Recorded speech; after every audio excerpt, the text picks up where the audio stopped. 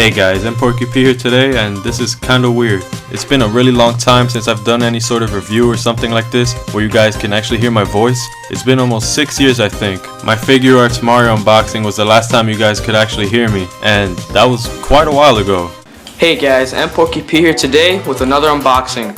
So anyway, I'm here bringing you guys a review for the highly anticipated Sonic the Hedgehog movie. This film has been on a lot of people's radar for quite a while, and I'm so excited to say that it is really good. Weird, right? I mean, after that first trailer and all the controversy surrounding the movie because of that ugly ass fucking thing they were gonna release at first, everyone thought the movie would tank. But thankfully it didn't. The movie was really fun, there was plenty of comedy and a lot of heartfelt moments. So let's talk about the plot. The story wasn't anything insane, it was simple for the kids, who this film is obviously targeting.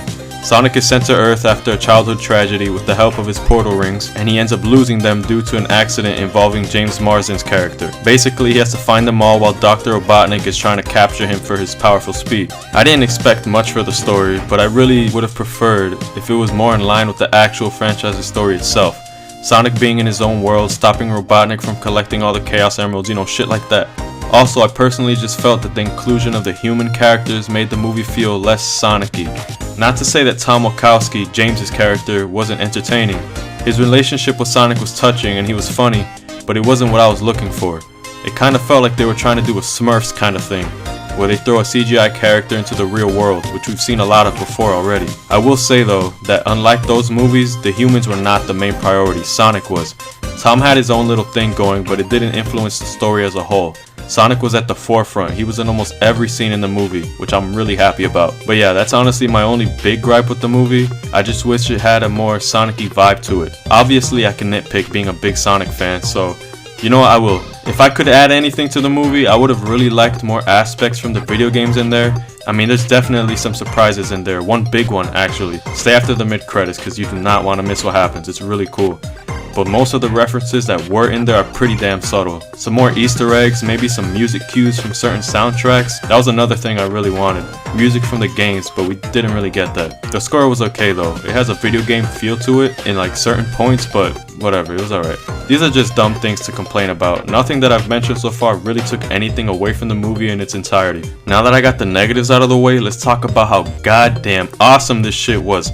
Ben Schwartz is amazing. He is so good as Sonic. His voice felt so human, almost as if Sonic could be like in this world with us. He was cracking jokes and giving everyone nicknames as Sonic usually does, and you really felt for him whenever something emotional happened. His voice just hits the right notes each time. He's definitely up there as one of my favorite Sonic voice actors now.